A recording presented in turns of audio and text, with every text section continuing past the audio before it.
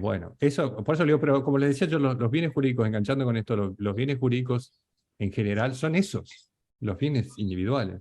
Todas las otras circunstancias que relata el Código Penal, que ustedes los vienen encontrando desde el título sexto y ahora que estamos en el octavo con el orden público, son solamente funciones que el Estado ejerce para proteger de manera indirecta, digamos, o si se quiere, para adelantar las barreras de punición, para que digamos, para cruzar o interceptar el delito mucho antes que se acerque a un bien jurídico individual. ¿Se entiende lo que estoy diciendo? Es Claro, decir, sí, cuando nosotros sí. hablamos de orden público, en realidad no hay nada que se llame el orden público, a Orden pesar de público, que tal cual. muchas escuelas filosóficas con nutrida doctrina y escritura han hecho o han tratado de transformar al orden público, al Estado, a la moral pública, a las buenas costumbres en entidades o entelequias encima dotadas de valor. Es decir, el Estado, las posiciones neocantianas, que ustedes las conocen como escuela de Kiel o alguna de esas doctrinas que ustedes pueden leer ahí en los libros de derecho penal, que son las doctrinas más exacerbadas hacia el fascismo, hacia el nazismo, el derecho penal del nacionalsocialismo. Todas esas posturas lo que hacen es transformar al Estado en un ente, en algo que Sí, la sociedad debe servir o debe ser funcional, y a ese ente lo dotan de valor, le asignan valor, digamos. Es decir, el Estado tiene dignidad o decoro, o buen nombre y honor el Estado. Entonces el funcionario ya tiene que, no importa que el funcionario haga nada en favor de los administrados, que para eso está el funcionario, sino que tenga decoro y respeto a el buen nombre y honor de la administración. Esa es más o menos la idea de las tesis antiguas que hay que superar sobre la idea del bien jurídico. Los bienes jurídicos son los derechos individuales. Si no, no sirve para nada el derecho penal. Ahora bien, hay funciones que el Estado ejerce que son directa o indirectamente necesarias para satisfacer esos derechos humanos, que bueno, también tienen que ser ordenadas dentro de la posibilidad de agresión por una conducta punible. Y el orden público es una de estas ideas. Es una función que el Estado ejerce para proteger bienes jurídicos individuales. Eso sí, la doctrina dominante durante muchos años lo transformó en un bien jurídico propio, sobre todo el positivismo. ¿Eh? Sobre todo el positivismo. Es como yo de tanto leer esto, un día me desperté como Homero y dijo, March, odio el positivismo. Y verdaderamente lo odio, porque es esto. Es la idea de transformar todo solamente en la voluntad del legislador, en el Estado, en la preservación de intelequias que no hacen lo que...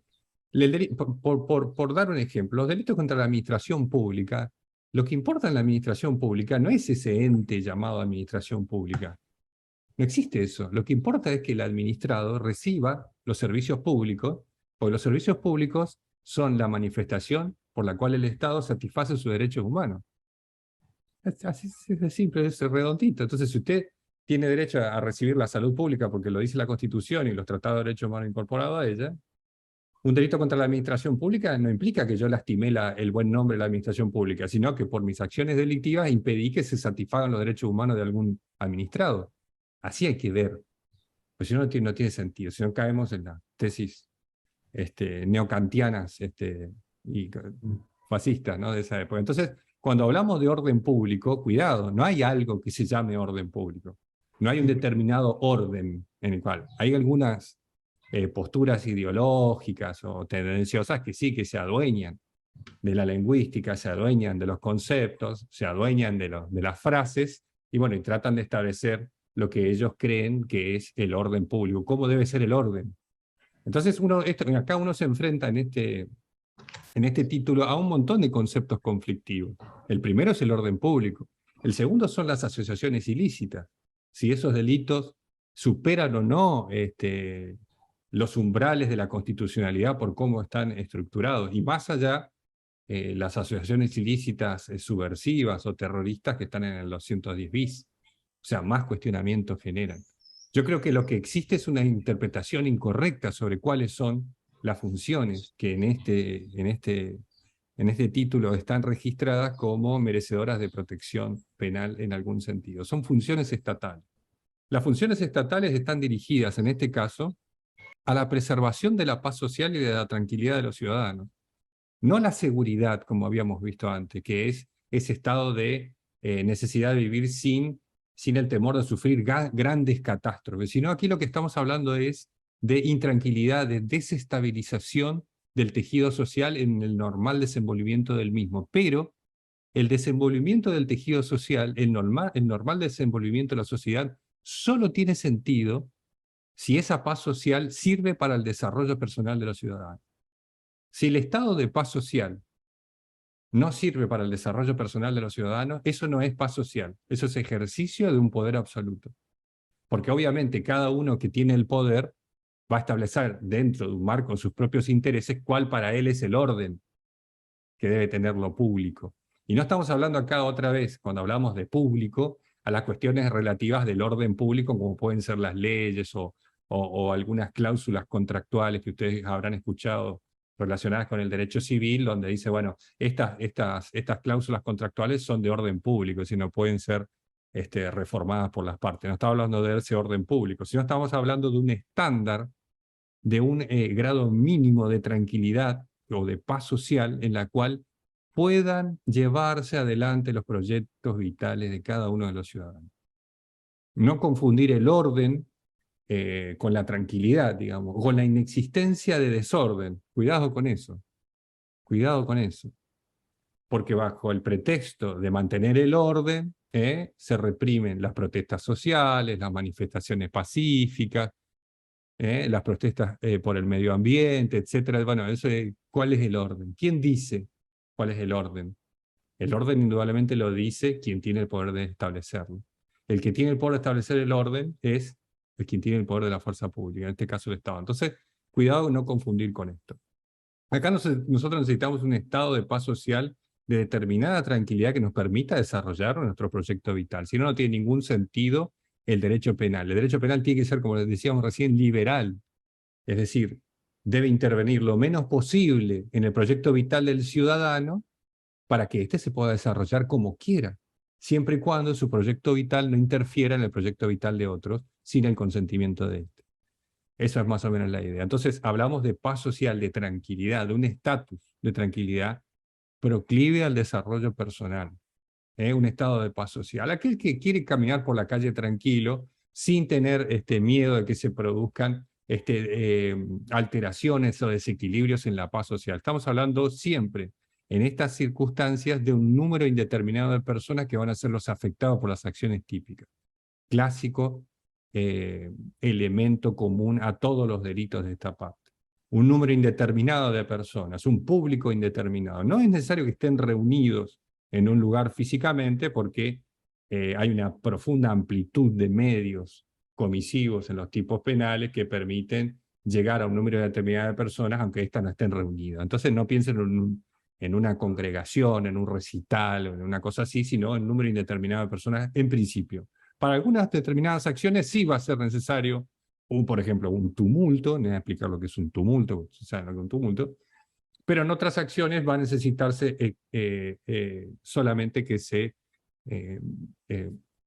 incite a cometer la violencia en general, ¿no? Y vamos a ver nosotros la diferencia entre la instigación y la incitación, para que ustedes vean. Bueno, pero como dijimos recién, cuando hablamos del bien jurídico, atención a estas posturas que podemos llamar positivistas, o si quiere ultranormativistas. O sea, las posturas relativas al bien jurídico como que dieron la vuelta, se dieron vuelta. Empezaron con una postura profundamente protectora de los derechos individuales, de los planes vitales, allá con von List y los positivistas naturalistas, etc. Y terminamos en el funcionalismo de Jacob, donde otra vez volvimos a la norma en sí, ¿no? A la ley como mandato estatal, como criterio de autoridad que debe ser preservado en esto. Acá tenemos un bien jurídico que puede entenderse como la tranquilidad de la población, como la sensación de sosiego, de paz o de calma, si ustedes quieren entenderlo así, en este concepto, en su doble aspecto. Este sería el aspecto dinámico del concepto de orden público. Y este sería el aspecto estático, ¿no? De repulsión de estas cuestiones, que es la ausencia de desorden, de disturbios que puedan alterar el normal desenvolvimiento de los proyectos personales y de la vida en sociedad. El desenvolvimiento es de los proyectos personales, del proyecto vital del ciudadano. No hay una sociedad, no puede pensarse una sociedad por encima del ciudadano. La concepción del derecho penal, del derecho en general, pero bueno, no me compete a mí esto, sino del derecho penal, debe ser una visión eminentemente antropocéntrica, parte del ser humano, hacia la regulación, no al revés. No hay nada que esté por encima. La sociedad no es nada sin los ciudadanos, ¿no? En este caso. Bueno, tenemos distintas concepciones filosóficas, nosotros vamos a estar toda la tarde hablando de esta cuestión. ¿Se entendió esto del bien jurídico? Yo estas cuestiones después las transformo en PDF y las comparto, no se preocupen. ¿Alguna pregunta? Hable. Otra cosa que quería preguntarle. ¿Alguien quiere una clase de repaso? No es repaso, sino de consulta, hacer preguntas. ¿Quieren que hagamos antes del parcial?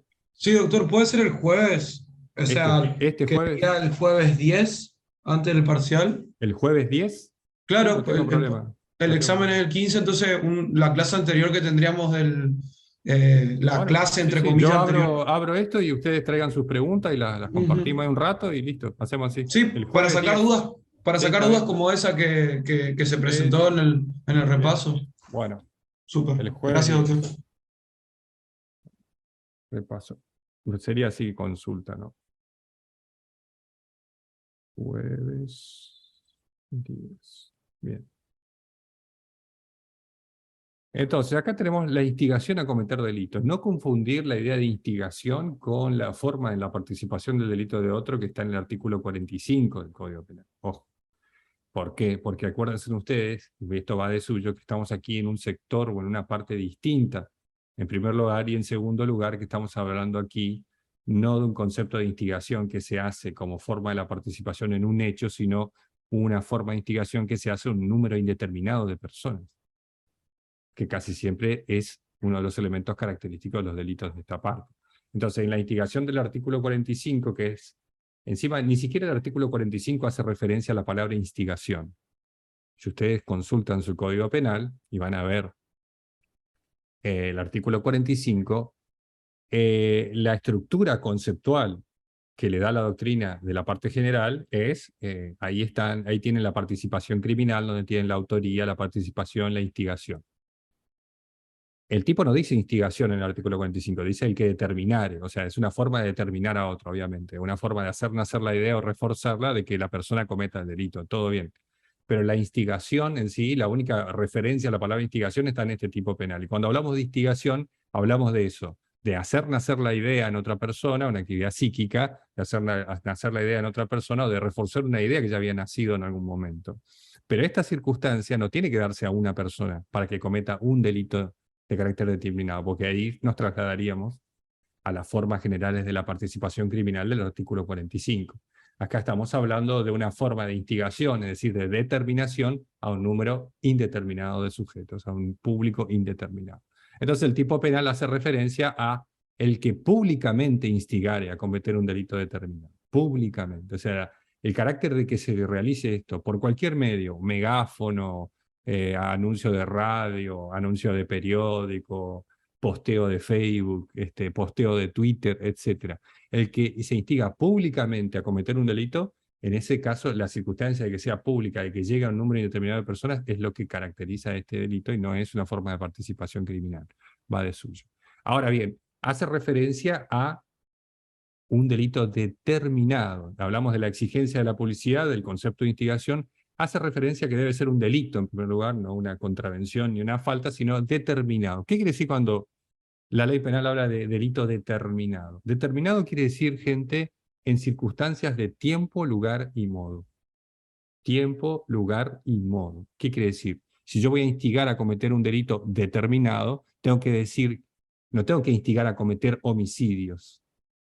Eso sería la instigación a cometer un delito indeterminado, nombrando genéricamente el concepto, ¿no?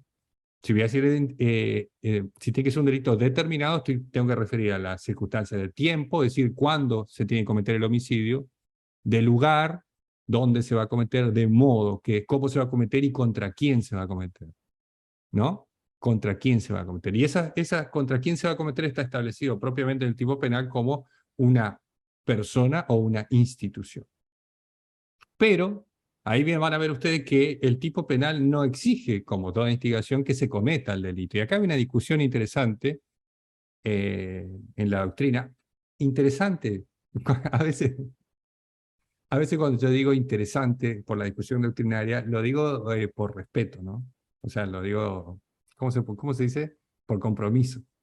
No es interesante la discusión, o sea, para mí es bastante aburrida, pero bueno, hay una discusión en la doctrina de qué pasaba si la instigación cumple efecto, cómo se resuelve esa circunstancia. Es decir, si yo instigo públicamente a que un número determinado cometa un delito contra una institución, por ejemplo, contra la iglesia de La Cruz, acá en la Plaza de la Cruz, que está acá cerca, si se va alguien y comete el delito, ¿qué pasa con mi regulación? Bueno, la doctrina hizo algunos intentos de solucionar esta cuestión, bueno, haciendo referencia a que concursaban idealmente, realmente, etcétera, etcétera, hasta que la doctrina mayoritaria y sobre todo la jurisprudencia determinó la solución más razonable, no hace falta tener fundamentos teóricos o citas de autoridad para entender, lo más razonable es que si estos son delitos autónomos, si son delitos autónomos, la instigación va a ser indudablemente distinta en su imputación, en su resolución en el proceso penal de lo que pueda ser lo que cometa otra persona. Como, o sea, si el tipo penal solamente reprime la instigación, como dice ahí, por el solo hecho de instigar, o sea, esa es la circunstancia, y bueno, ahí será. Entonces nosotros tenemos que entender que esta instigación funciona solamente, podría generar y por eso hace la referencia al artículo 41, que es el artículo donde el Código Penal establece las condiciones que hay que tener en cuenta para regular la pena, cuando se aplica en concreto una pena a las circunstancias personales del autor. Pareciera ser que hace referencia, bueno, a que en el caso de que la instigación se produzca, y mejor dicho, que el delito se produzca, esto podría jugar en la mensuración que el juez hará de la cantidad de pena que se le impone. Ejemplo, el sujeto instigó públicamente a que maten a determinado político y van después a alguien y lo mata. Entonces, eso mensuraría al juez para decir que le corresponde, como se cumplió el delito, le corresponde una pena mayor en su delito autónomo de instigación distinta de la otra. Algunos querían hacer concursar idealmente el resultado cometido por el instigado con la instigación que cometió, me parece. Por eso digo, la discusión es, yo digo, una interesante discusión, a veces lo digo de compromiso, no es para nada interesante porque son bastante descabelladas las posturas que han dado los autores en una época. Entonces, es fácil entender porque es un delito autónomo. No hay conexión con lo que vaya a ser el instigado. Además, la ley no reprime de una manera u otra si se comete o no el resultado. Es decir, no hay un agravante como pudiera ser en el caso del secuestro, donde si se logra el fin cometido, el secuestro extorsivo, si se logra cobrar el botín, la circunstancia se agrava, ¿no? Ese es el caso. Entonces tiene que entenderse de esa manera. Y además, al decir que es por la sola instigación, ya está refiriendo a eso, que es un delito autónomo. Entonces, se graduará la gravedad del delito, dice ahí el tipo penal. Bueno, más abona a la teoría más razonable que la gravedad del delito. Si el delito se cometió contra una persona de mucho renombre, bueno, más será la pena, ¿no? Hay que tener en cuenta. Y las condiciones personales del autor. Ahora bien, el delito se consuma con la sola instigación, es decir, es un delito de peligro, indudablemente, de pura actividad, de resultado cortado, de todo lo que ustedes quieran poner. Ahora bien, este tipo de delitos que están cometidos, están contenidos, mejor dicho, en este apartado, lamentablemente están en los medios y con mucha actualidad, porque no sé si ustedes vieron que hace mucho, o no hace mucho, digamos, hace poco, mejor dicho, hay mucho revuelo con lo que tiene que ver con los discursos de odio, es decir, las manifestaciones de sectores fascistas de ultraderecha, que se esconden detrás de la idea de la manifestación política y ejercen discursos de violencia, de agresión, ni hablar del atentado que se sufrió hace poco, etcétera, etcétera. A lo que voy yo de la discusión que se planteó en algún momento en la sociedad, si nosotros teníamos que establecer alguna ley o regular de alguna manera los discursos de odio o esas manifestaciones, si hace falta analizar si penalmente hay que recurrir a alguna nueva figura como la de terrorismo, etc. Bueno, cuando ustedes terminen de leer este apartado, van a concordar conmigo, estoy seguro, persuadido de ello, que no hace falta regular ninguna de las conductas que se dieron en estos últimos tiempos. Ustedes saben a lo que yo me refiero. No quiero hacer una referencia directa, pero saben cómo se mantuvo el clima político durante un tiempo que culminó con ese intento de magnicidio. Entonces, esto está todo perfectamente regulado en este apartado. Entonces no es necesario hacer ninguna reforma, no hay que salir a echar mano de nada, no empiecen a arruinar, o sea, mejor dicho, empiezan a tratar de arreglar lo que no está roto, que es el peor error. Entonces van a ver ustedes aquí que tenemos esta forma de instigar a cometer delitos contra personas o instituciones. Confróntenlo ustedes con las situaciones que ustedes ven en los medios. Confronten ustedes con los discursos que se emiten en las redes sociales, que se emiten en los medios de comunicación. Confróntenlos. No todos los discursos de odio son iguales. Atención, no todos los discursos de odio son iguales. ¿Por qué? Porque no todas las personas son iguales. Algunas personas tienen más responsabilidades institucionales que otras personas. Es decir, no es lo mismo un ciudadano común que en su cuenta de Facebook dice ojalá que X se muera, por un político, por una persona reconocida, a que lo diga una persona reconocida, un funcionario público o un líder político. No es lo mismo el impacto, o un diputado. No es lo mismo, no es la misma circunstancia. Entonces, estas cuestiones hay que tenerlas particularmente en consideración cuando se hablan. No hay que avanzar sobre la imputación de personas que ejercen estas acciones. Mejor dicho, cuando se avanzan en las imputaciones sobre estas cuestiones hay que tener cuidado de no sobrepasar los límites de la afectación de lo que es la libertad de expresión.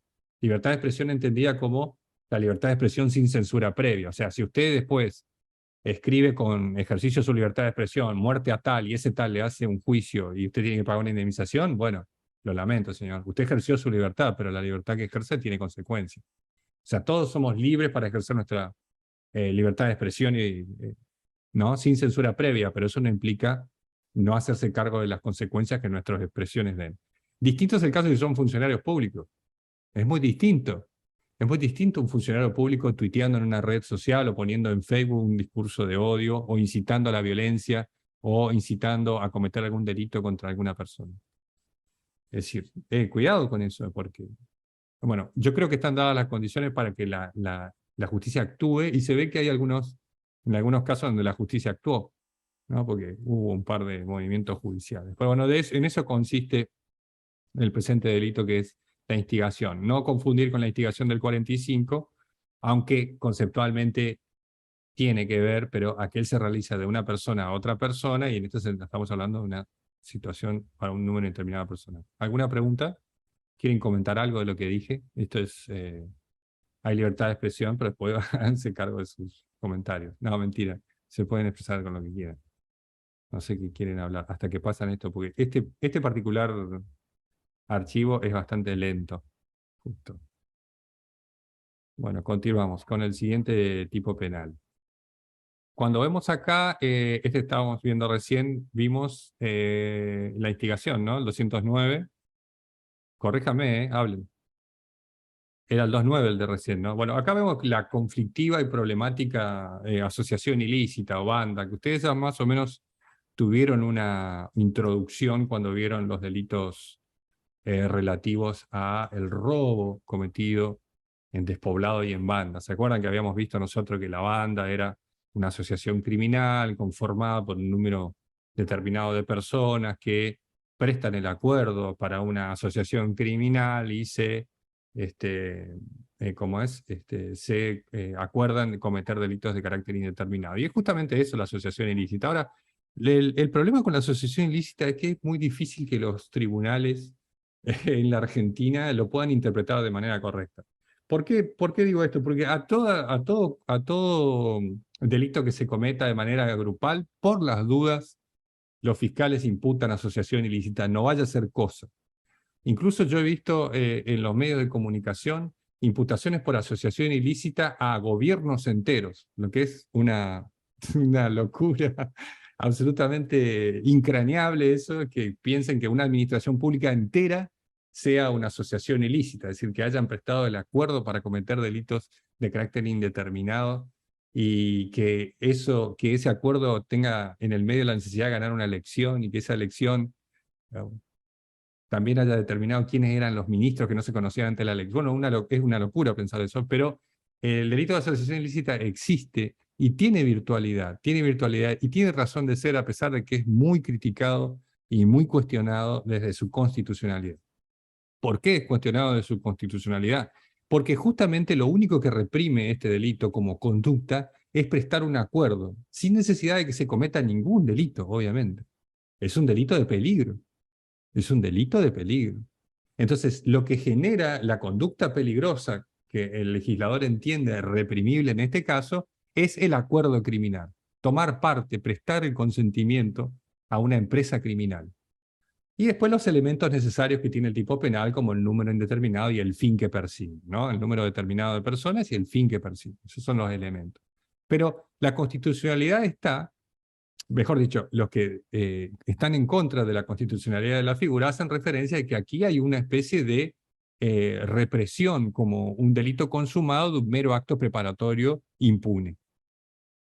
Que yo me conjugue acá con las personas, que 3 o 4 personas a mí me digan, mire, vamos a cometer delitos de carácter indeterminado, ya nos hace pasibles de las penas bastante altas que tiene el tipo penal, sin que nosotros siquiera alguna vez vayamos a cometer algún delito de carácter concreto y determinado. Probablemente nunca lo cometamos, o cometamos el primer hecho dentro de 25 años.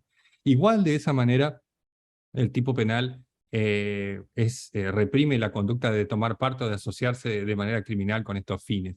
Algunos autores, por ejemplo, yo recuerdo algún libro de Miguelito Polaino Orts, que establecieron que acá estábamos en presencia del derecho penal del enemigo. Ahora, bien, bueno, no sé si podemos llegar a esos extremos de consideraciones que el prestigioso doctrinario y amigo tiene. No sé si llegaríamos a eso, a entender esto como derecho penal del enemigo. Sí, no, hay que reconocer, porque no nos vamos a hacer los onzos, que hay un adelantamiento muy, muy importante de las barreras de punición. Es decir, que hay prácticamente la sanción de un acto preparatorio impune, de un mero acuerdo. Pero, y vuelvo a repetir esto y vuelvo a mantener mi posición al respecto. No, eso, la estructura del tipo penal lo hace inconstitucional. Es razonable, es razonable. Esto, cuando yo les diga cuál es el antecedente o con qué pueden hacer ustedes correlación con algún derecho comparado, van a entender.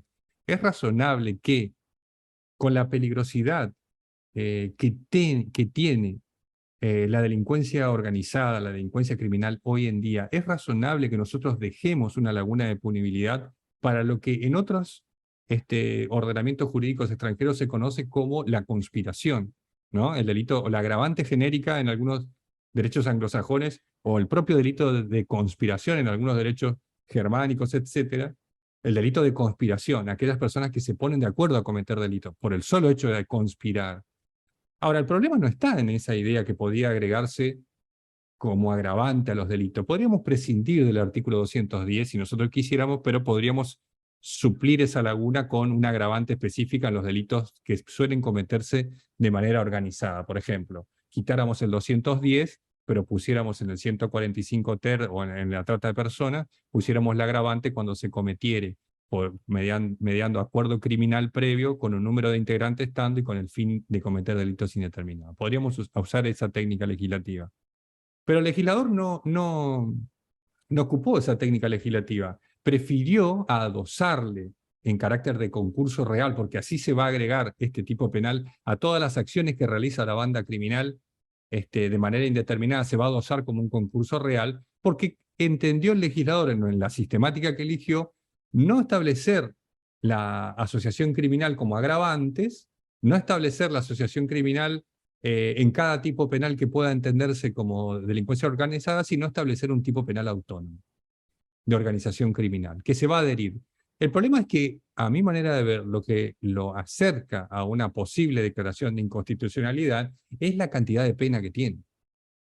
Que si ustedes leen sobre este tipo penal del 210, hace un muy buen análisis, sobre todo sobre la pena, hace un muy buen análisis la profesora Patricia Ziffer, en un libro que se llama Los criterios de valoración de la pena, no sé, una cosa así, que leí hace un tiempo. Me acuerdo siempre de esa parte, porque habla del 210.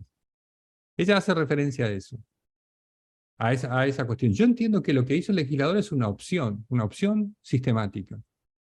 No lo vio de esa manera. Ahora bien, ¿qué es lo que critica Patricia Ziffer? Que casi me olvido. Eso también, el grado de proporcionalidad de la pena que establece, y bueno, la no afectación al bien jurídico, sino que es un acto preparatorio que se está reprimiendo como una conducta, como si fuera un acto consumado. pero como si fuera un acto consumado de resultado material. Nosotros ya dijimos suficientemente, y ya lo expliqué, lo escribí no sé por cuántas veces, que los delitos de peligro son herramientas que no son ni malas ni buenas.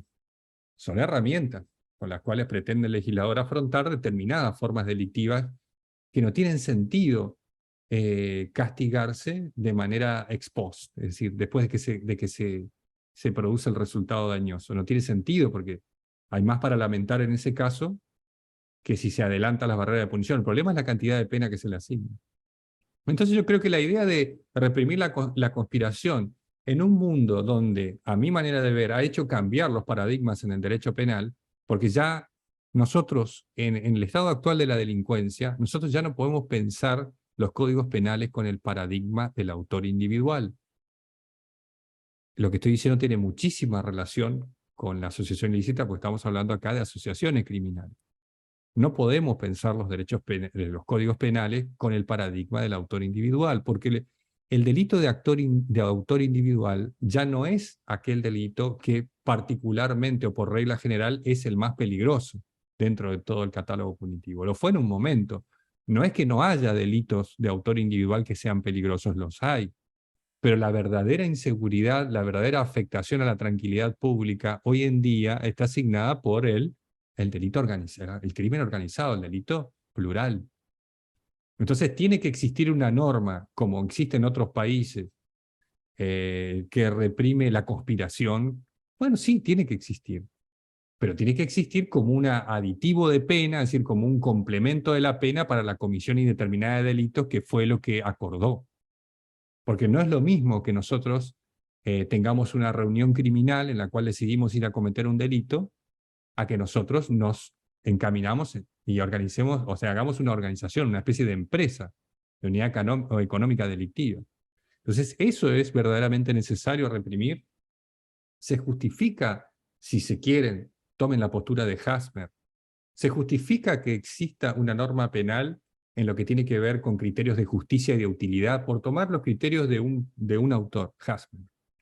Criterio de justicia y de utilidad. ¿Es útil reprimir esta conducta? ¿Es justo reprimir esta conducta? Yo entiendo que sí, pero deja de ser útil y justo cuando la pena que tiene, como la que tiene hoy en día, es una pena excesiva, cercana a lo que son las penas que reprimen delitos contra bienes jurídicos individuales, en primer lugar, y bienes jurídicos de resultado material. Sobre todo irreparables, como la vida, ¿no? Tiene 10 años, una lesión gravísima, por ejemplo. Entonces, el problema yo creo que con la constitucionalidad de este delito no está, y vuelvo a reiterar, reafirmo mi postura, no está en la estructura, ni en que se reprima un acto preparatorio, como se dice, sino si hay necesidad y justicia en reprimir la conducta de asociarse para llevar adelante empresas criminales. ¿Podremos dejar impune esa conducta? Esa es la pregunta, razonablemente. No. Doctor, Yo creo que no. Ahora, ¿cómo reprimimos esa conducta? ¿Con los mismos valores e intensidad punitiva con que la que reprimimos un homicidio? Y no, tampoco. Entonces, por ahí va la cuestión. Diga. sí, yo justo este tema, desde la imputación a la vicepresidenta, se habló mucho en los medios de Hoy esto. en día, discurso de odio se está hablando por todos lados. Todo el Sí, mundo está hablando de eso. sí, sí. Y justamente yo escuché juristas en la televisión que decían que la asociación ilícita debería haber, o sea, que tendría que tener otro tinte cuando está involucrado funcionarios públicos por la capacidad o la disponibilidad del poder estatal que tienen. O sea, ¿Qué te parece? eso, Una asociación ilícita donde sus miembros sean funcionarios públicos, y estamos hablando de algo muy peligroso. Ya estamos hablando de la asociación ilícita, que es correcta tu apreciación porque no hay ninguna calificante específica sobre eso. Para claro, que se eso dé la asociación justamente, ilícita donde intervengan funcionarios públicos, tiene que darse la asociación ilícita del 210 bis. Es decir, dos elementos de los señalados ahí, una asociación ilícita del 210, más el fin de contribuir a poner, a atacar la vigencia de la Constitución Nacional. Una finalidad absolutamente indeterminada. Esa es la única forma que nosotros podemos encontrar. Entonces, esto te demuestra también lo que te estoy diciendo. Lo que hay es un paradigma de autor individual. No está pensado el Código Penal para bandas criminales, menos para bandas criminales de funcionarios públicos. Nosotros tenemos el paradigma del autor individual. Fíjense la desaparición forzada de personas. también está hecha bajo el paradigma del autor individual, la trata de personas, todos esos tipos de delitos están hechos bajo el paradigma del autor individual. Sí, hay un agravante para los jefes y organizadores, pero no hay agravante para los financistas. Fíjense que usted está sacando este tema que está hablando ahora. No hay agravante para los financistas. Es decir, que si yo no presto el acuerdo para formar parte de la asociación criminal, pero pongo la plata, no tengo una conducta agravada. Y si presto el acuerdo y pongo la plata, solo tengo la conducta básica. Si yo no presto acuerdo y pongo plata, tengo un grado de participación común a cada delito en el cual yo colabore. No formo parte de la asociación. Pero si yo formara parte de la asociación, presto el acuerdo, pero no soy ni jefe ni organizador, sino solo soy el financista, el que pongo el dinero para que se lleve adelante la empresa criminal, Claro. no tengo más que la figura básica. Entonces no está pensado el tipo penal para el paradigma del autor plural, ni siquiera el propio el tipo penal que reprime estas conductas. Que reprime una conducta Los colectiva. jefes, aquellos que dan las órdenes, y a la vez, fíjense que para que alguien sea jefe en una organización criminal, no solo tiene que dar las órdenes, sino que las órdenes tienen que ser acatadas por los miembros de la organización criminal. Esos sí tienen una conducta agravada, o sea, el mínimo se eleva a 5 años de prisión o reclusión. Y los organizadores también, porque el organizador puede prestar el acuerdo, organizar y salirse del acuerdo, o no prestar el acuerdo y organizar solamente. Claro. Esas son circunstancias que se dan casi siempre. Pero el financista, piense el caso este que usted nombró, el financista, es decir, el que puso para que toda la célula opere, o sea, toda la asociación criminal opere, no tiene ninguna sanción. Bueno, para que se dé la asociación ilícita necesitan elementos. Los elementos son el acuerdo criminal, el número de integrantes, que lo establece la ley, 3 o más personas, y el fin criminal o delictivo, el fin delictivo, ¿no? Entonces necesitan un acuerdo, un número de personas y un fin delictivo. Son los 3 elementos. Es verdad, hay cierta doctrina que exige un grado de permanencia y organización. Se entiende, o sea, se infiere de la norma que tiene que haber un cierto grado de organización, pero no requiere una sofisticación en esa organización. La organización puede ser muy precaria. Es decir, una persona que organiza o manda y todos los demás obedecen. No hace falta que haya escalafones, ni grados, ni ninguna de esas cuestiones. No pensemos en un ejército paramilitar de la FARC colombiana. No pensemos en cualquier organización de este estilo. Pero sí, requiere cierta permanencia.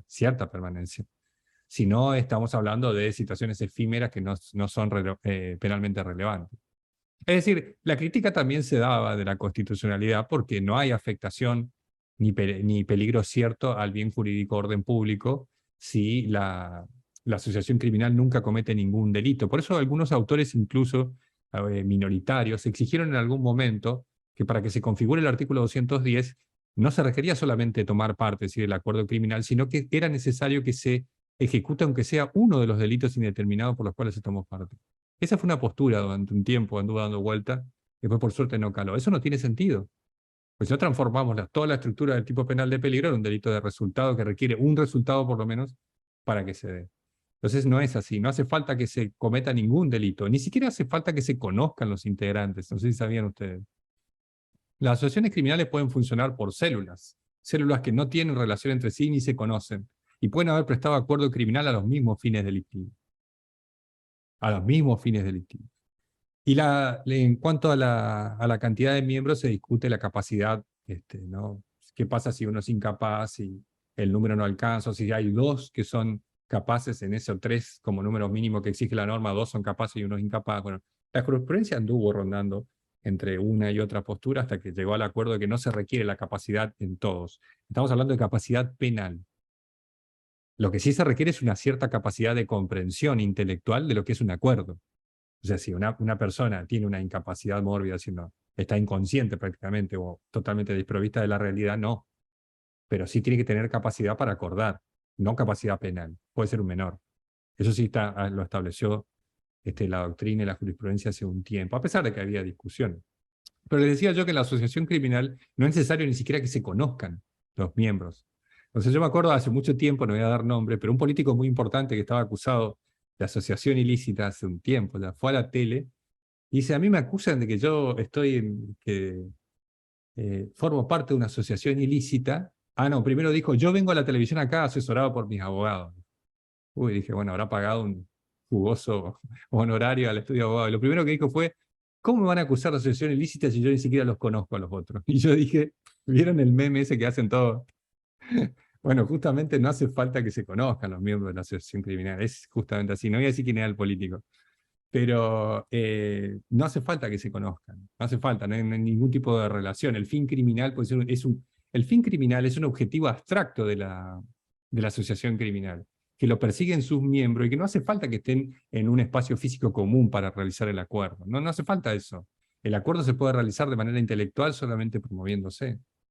¿Comprenden estas circunstancias? Bueno, acá vamos a ver algunos elementos más. Esto es importante que usted lo entienda. Es una figura autónoma de los delitos indeterminados que decidió o que acordó cometer la asociación. Es una figura autónoma, ¿no? ¿Comprenden? Por eso es que cómo participa en la imputación genérica, supongamos que una organización criminal comete delitos indeterminados, muchos hechos indeterminados. Bueno, ¿cómo participa la imputación por el acuerdo criminal cómo se unen con los demás delitos que cometió la asociación? Bueno, por una estructura de concurso real. Hay algunos autores como Ziffer también que hablan de concurso ideal para poder llegar a una solución más cercana al código alemán que al nuestro. Pero en nuestro código se habla de un concurso real, es decir, ustedes van a tener una imputación por todos los hechos que cometieron en concurso real con la figura de asociación ilícita que reprime haber celebrado el acuerdo, no los tipos, haber celebrado el acuerdo. Es verdad, el juez puede valorar la gravedad, la peligrosidad de esos delitos en la graduación de la pena por este. Va a tener incidencia, pero no tiene incidencia en la estructura de los tipos, entonces solo se relacionan por una relación concursal de carácter real. Es un delito de pura actividad y de peligro. Después ustedes sabrán, ahí sé algo a propósito, no pongo más si es de peligro abstracto o si es de peligro concreto, porque tengo confianza de que como les enseñé para distinguir si uno es de peligro concreto o de peligro abstracto, ustedes van a saber qué es. Y es un delito permanente también, eso es importante que lo sepan. El delito permanece hasta tanto permanece la asociación. Cuando se disuelve la asociación porque se anula el acuerdo, o porque pierde la cantidad de miembros, o porque se pierde el fin, digamos, son los tres elementos, ahí recién comienza el plazo de la prescripción. Por lo tanto, es importante saber cuándo sucede eso, ¿no? En el caso de las investigaciones criminales, de asociaciones ilícitas que han finalizado, que se han disuelto. Exige un número de personas las cuales deben ser capaces de comprender el acuerdo criminal, eso lo expliqué recién. Capaces, estamos hablando de capaces de comprender el acuerdo, ¿no? Pero la capacidad que exige alguna capacidad penal. No es necesario que sea capaz penalmente, sino que comprenda el acuerdo. Y acá está la diferencia entre las societas delinquentium y las societas delinquendi, que es algo que yo leí en el libro de Bonpadre, por eso lo puse acá para explicarlo. Estamos hablando acá del aspecto subjetivo. Algunos autores entienden que es un elemento objetivo del tipo y no un elemento subjetivo del tipo. Discusiones teóricas de los profesores de parte general. Lo importante aquí es que esto exige un elemento espiritual, un elemento intencional, es decir, lo que uno exige que es el elemento subjetivo, que es prestar el acuerdo y formar parte de manera espiritual, es decir, sería una especie de affectio societatis, pero no a las personas que componen la asociación, sino al fin delictivo. Ojo. Eso no es, yo no necesito affectio societatis, es como si fuera una sociedad anónima. El affectio societatis, en la sociedad anónima, no es hacia los demás socios, porque yo no sé ni quiénes son accionistas. Yo tengo affectio societatis al objeto de la sociedad. Ahí está dirigida mi afecto, ¿no? ¿Se comprende? Entonces, cuando hablamos, no es lo mismo societas delinquentium que societas delinquentium, que decir, no es lo mismo una asociación criminal, no es lo mismo una asociación criminal, es una tesis romana, a una gente que se asocia para delinquir. No es lo mismo juntarse para cometer un delito que tener una asociación criminal para cometer delitos indeterminados. Y por último, ¿qué quiere decir? Que esto seguramente ustedes se preguntarán, o alguno tiene la respuesta. Si tiene la respuesta, que lo diga. ¿Qué quiere decir para cometer delitos indeterminados? ¿Indeterminados en qué? O sea, ¿yo puedo conformar una asociación ilícita para cometer un solo tipo de delitos? Por ejemplo, nos vamos a juntar, acá nos juntamos entre 4 o 5 y decimos vamos a cometer estafas. ¿Qué es lo indeterminado que tiene que estar en el acuerdo? Esa es la gran pregunta. Bueno, les explico. Cuando nosotros hablamos de determinación o indeterminación, yo les dije que estamos hablando de circunstancias de tiempo, lugar y modo.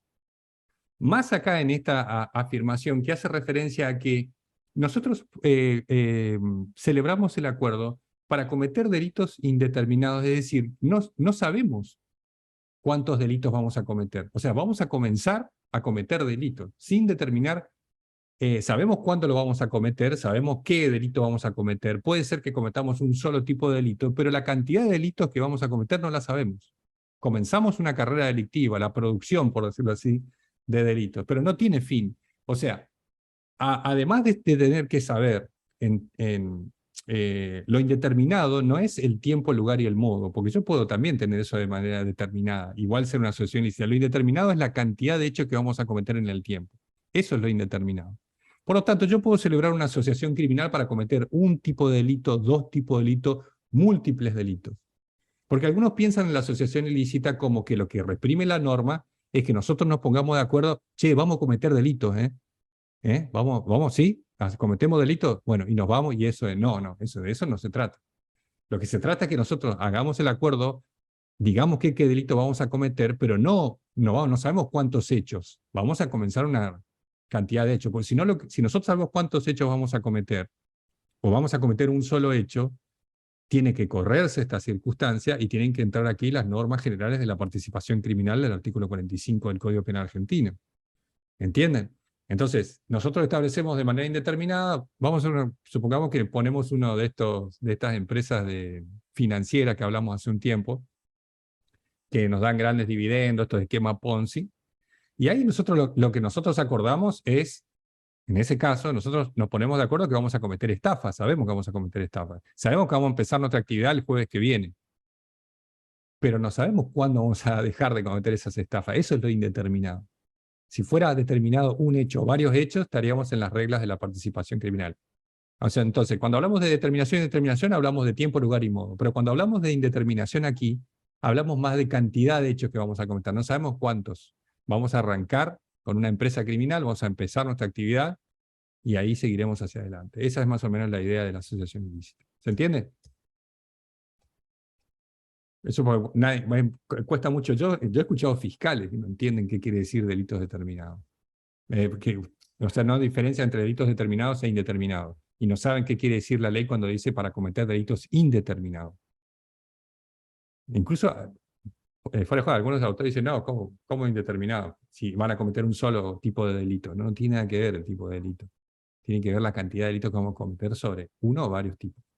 La asociación ilícita del 210 bis es la asociación ilícita de carácter subversivo, incorporada por la 23077, que es una ley prácticamente de la democracia, y bueno, y trata de reprimir todo el intento de las asociaciones criminales que se comploten para poner en peligro la vigencia de la Constitución. Encima ni siquiera exige el tipo penal que se ponga en peligro la vigencia de la Constitución Nacional.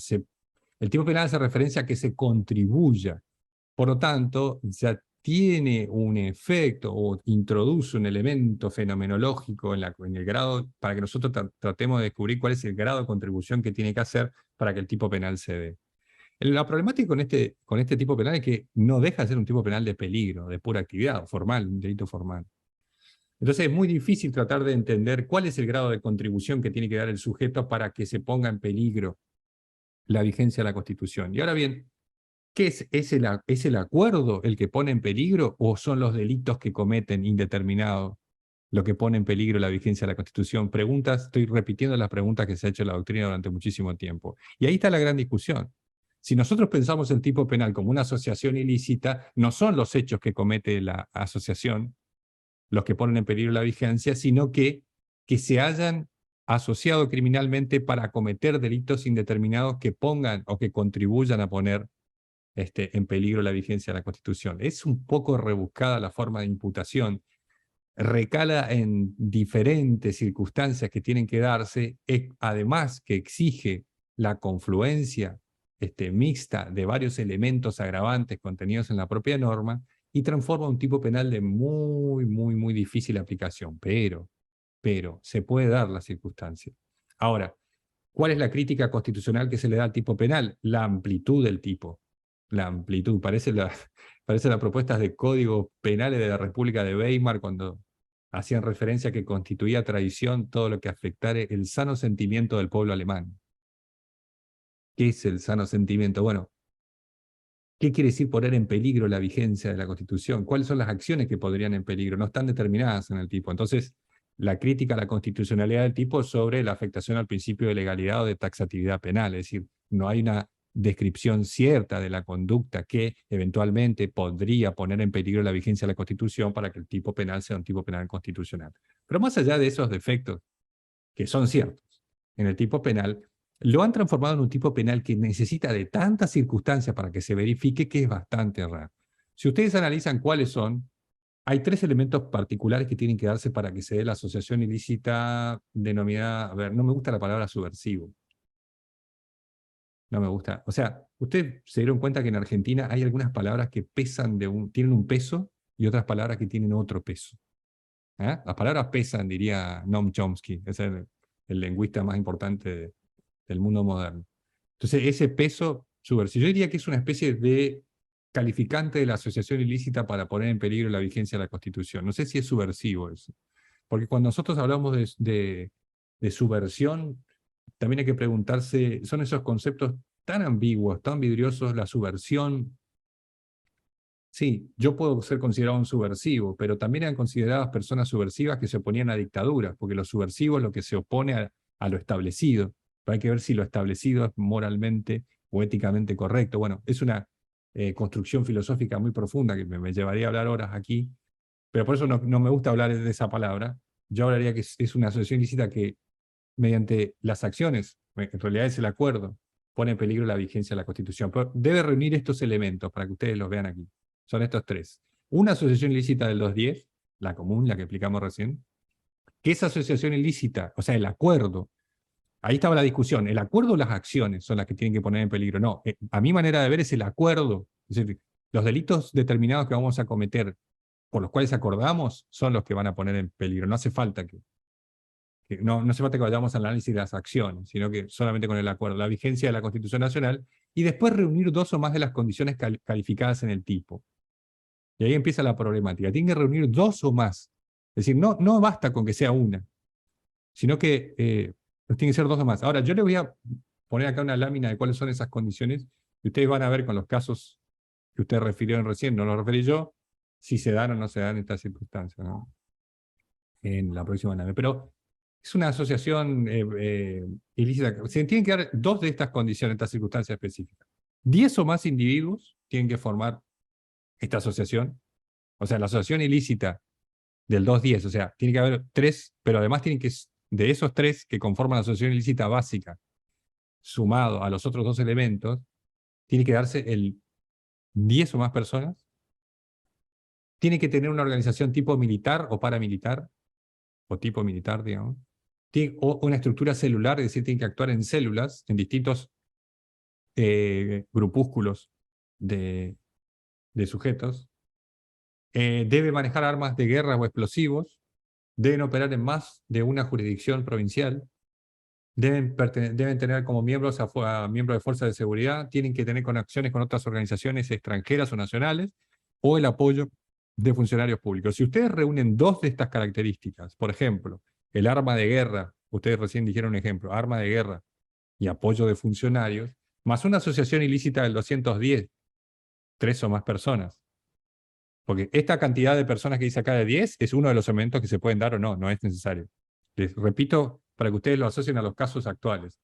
La utilización de arma de guerra o explosivos, 1. Apoyo de funcionarios, no sé, pero supongamos, con que se den 2 elementos, el número mínimo de personas, el acuerdo criminal y el fin delictivo del 210, más el intento de atentar contra la vigencia de la Constitución, y ahí ustedes pueden poner la conducta que ustedes quieran, porque es como un tipo penal abierto, estamos en presencia de lo que se denomina la asociación ilícita conforme a la ley 20077. Esa es más o menos lo que se tiene que dar. ¿Se comprendió? Bueno. Ahora tenemos un par de tipos más que son medio similares. Estamos hablando acá de la intimidación pública.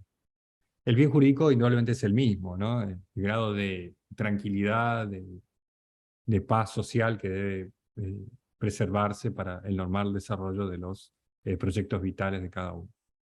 Bueno, será reprimido con prisión, etcétera, el que para infundir un temor público o suscitar tumultos o desórdenes, hiciere señales, diere voces de alarma, amenazare, con la comisión de un delito de peligro común o emplear otros medios materiales normalmente idóneos para producir tales efectos.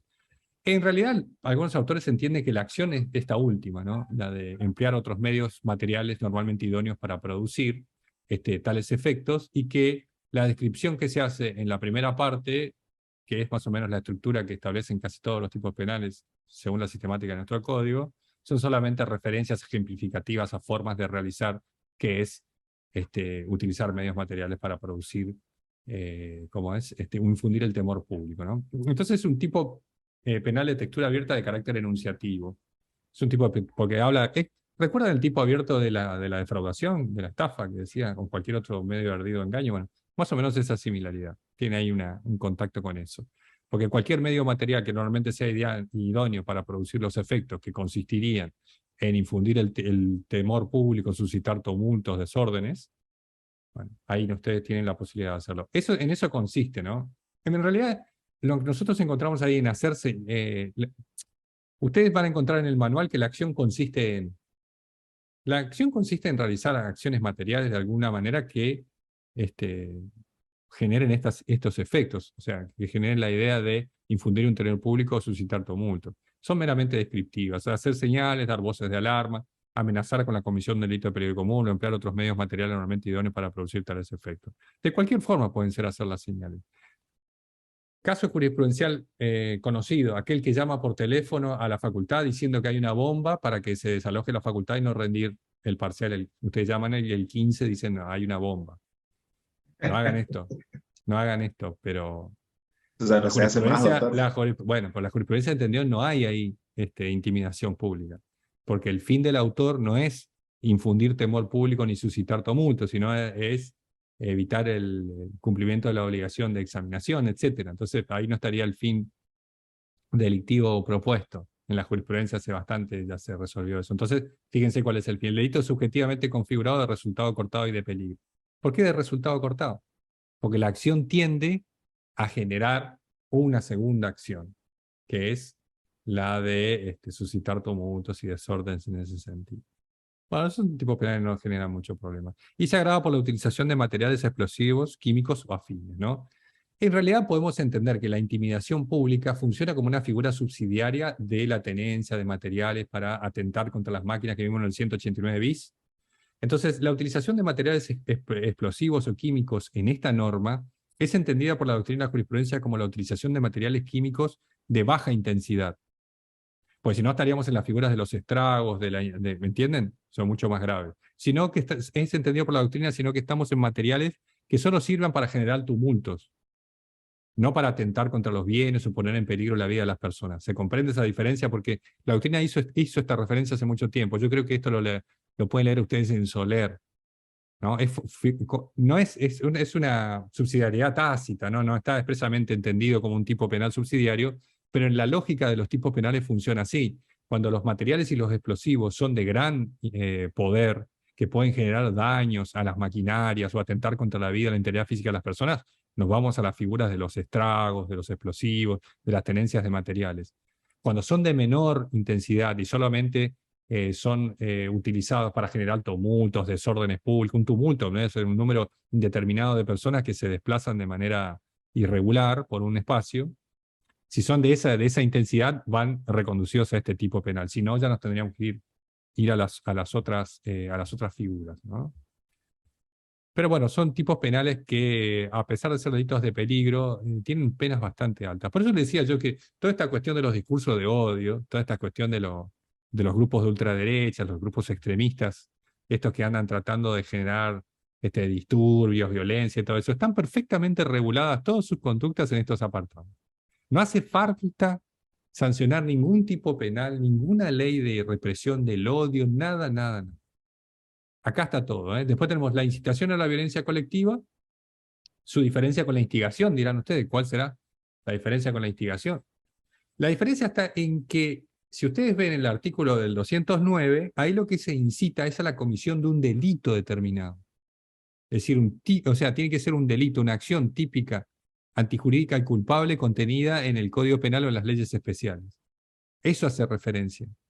¿Por qué? Porque la doctrina ha entendido que incitación es un sinónimo de instigación. Algunos autores le habían dado un tenor de carácter material a la incitación y más ideológico y psicológico o espiritual a la instigación. Esa es más o menos la tesis que comparte Bompadre, más o menos. O sea, la diferencia entre estos dos delitos no lo ven como lo ve la doctrina, un sector de la doctrina. Algún sector de la doctrina entiende que la diferencia entre instigación e incitación está dado por el contenido. Es decir, la instigación es un contenido más psicológico que va hacia hacer nacer una idea en un número indeterminado de personas, y la incitación sería más que encaminada a situaciones o acciones materiales. Esa es la tesis clásica, la tesis dominante. Algunos autores más modernos, tipo Dona, algunos de esos, entienden que la diferencia está en que en el otro delito, en el de la instigación, se instiga a cometer un delito determinado. Y en este, la instigación, el fin, que sería el sinónimo de instigación, es a ejercer violencia solamente, violencias, que pueden o no ser constitutivas de delito. Esas son las dos diferencias que ustedes pueden encontrar en la doctrina. La tesis mayoritaria, o la tesis clásica, es la que sigue Bompadre, ¿no? En esta cuestión. Si incitación y instigación son sinónimos, y algunos autores entienden que no es razonable entender que el legislador va a llamar, digamos, o a conceptualizar dos tipos penales de la misma manera, no es razonable. Discusiones de científicos. Ustedes quieren aprobar, pongan las dos tesis, y listo, en la mejor manera. En la incitación encontramos un elemento material, bueno, esta es la tesis dominante, ¿no? Un concepto material distinto al elemento intelectual presente en la instigación. Esa es una manera de ver la diferencia, ¿no?